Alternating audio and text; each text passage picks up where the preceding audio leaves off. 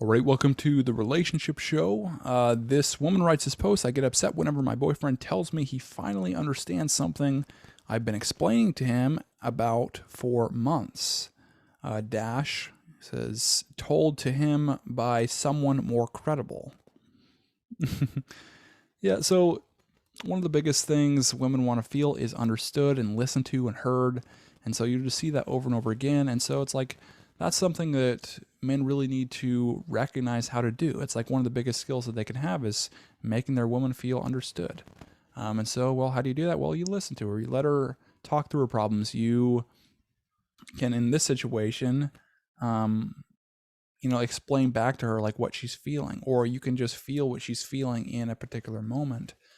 And when you can do these things and not solve her problems and think like solution based or logical based on what she should do, and just let her talk through it and just let her feel what she's feeling and you feel what she's feeling, and then really just show her you understand, or even like call back on times when you remembered something that she did or things along those lines, makes her feel more understood.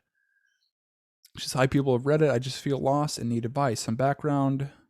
So she's 20. She says, I've been dating my boyfriend who's 24 for about 7 months now, but we've been talking / known each other for about a year and 6 months. My boyfriend had recently gotten out of a toxic relationship. When we first met, his ex-girlfriend cheated on him. He's been through a lot, had a bad childhood as he grew up in a toxic household. But through it all, I swear he's a good guy that happens to come across shitty people who use him. He's attended therapy all his life. Yeah, I mean, some of those people are really good people, but it's just like sometimes, well, that's what they know is like toxic environments, or, in her terms, toxic environments or really dysfunctional families. And so they pick people that are dysfunctional. But just check yourself on that too. So it's like if she's using this kind of logic that he picks people that are um, toxic, well, he picked you. So just be careful. I'm not saying that's the case, but it's just like, beware of it. Today was his second phone therapy with his usual therapist since this pandemic started. After he was done, he came to me and said that I probably have said something along the same lines. And for me not to get upset, but this therapist told him that the reason why his ex-girlfriend cheated on him is not because of him, but because it was a reflection of herself. That's what you'll see over and over again with therapists is they put the blame on the other person. That's just so common because what does it make the person in the session do? Well, it makes them feel like it's not their fault. And so when it's not their fault, they can just blame someone else. And what happens? Well, when they get into blaming other people, they don't take ownership and they don't improve and they don't do these things. Like, yeah, I recognize that the other person actually might have their own problems themselves, and they probably do, and that is probably accurate. And most excuses or blaming or whatever, that is often true. But there's also a truth within yourself too. And if you just focus on blaming other people or putting the fault on other people instead of yourself, it's like you're going to miss out on the biggest truth, that's the actual one that's important, the actual truth that will actually help you. And so instead of, saying, hey, you are picking people that really reflect in your life what you're used to. And so it's like you have to basically put in the work, really. I mean, nobody really wants to do that. Nobody wants to really put in the work to actually do what it takes to like genuinely change. Very few people do.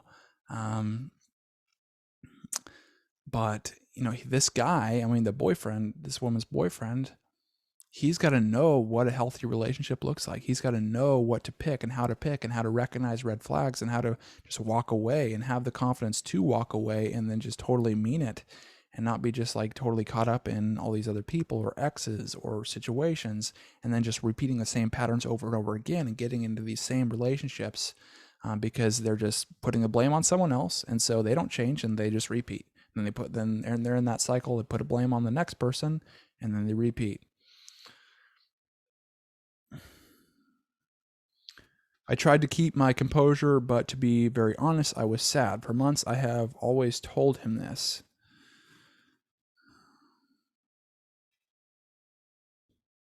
that it wasn't his fault. His ex cheated on him, but because it was a reflection of herself. So she repeated back what the therapist said. To hear him say that he understood it from someone else after one time they said, dash, just hurt a lot. I mean, as couples, I feel like you're supposed to understand each other best, no? I'm not sure if I'm overreacting, so please tell me if I'm being overly dramatic. It's not the first time this has happened, and that's why it hurts more, since it feels like I'm not viewed as a credible person in his eyes.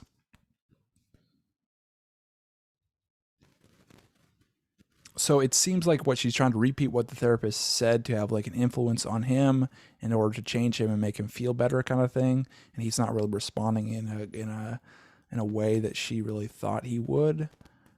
And so now she's kind of like trying to figure this out. His reasoning as to why he didn't understand me all those times I've said it is because it wasn't the time for him to hear / understand it. I mean, this whole post is really in blaming other people and putting the responsibility and saying, oh, it's them, it's them, it's them, it's them, it's not me, it's them, it's them. And dude, I mean, when you get in this pattern, you know, this was written by her and she's bringing up a lot of things with this mindset. So it's like, check where this is like, check what this shows about you. If you're bringing up all these things where everyone around you is just blaming other people and you're blaming other people and blaming other situations, like,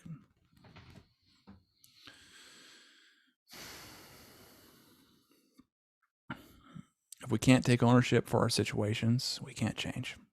It's really that simple. It's very difficult. It's very hard to do. Few people can actually do it consistently.